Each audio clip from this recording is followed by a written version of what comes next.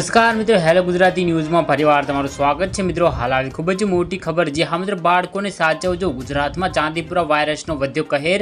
અત્યાર સુધીમાં 8 લોકોના મોત થઈ ગયા છે।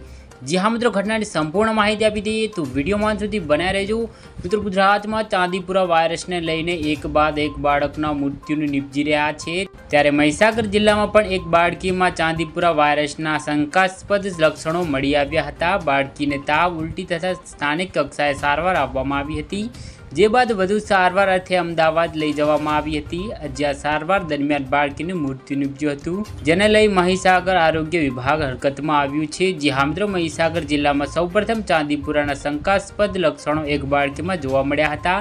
લુણાવાડા તાલુકાના જૂના રાબડિયા ગામે પોતાના દાદા દાદી પાસે રહેતી અંદાજિત 5 વર્ષની બાળકીમાં શંકાસ્પદ ચાંદીપુરાના લક્ષણો જોવા મળ્યા હતા, જેને લઈને તેને સારવાર અર્થે અમદાવાદની સિવિલ હોસ્પિટલમાં દાખલ કરવામાં આવી હતી, જ્યાં બાળકીનું સારવાર દરમિયાન મોત નીપજ્યું હતું। જો મિત્રો તમે અમારી ચેનલ પર નવા હોય તો વિડીયો લાઇક કરી, શેર કરીને ચેનલને સબસ્ક્રાઈબ કરી દેજો। ધન્યવાદ।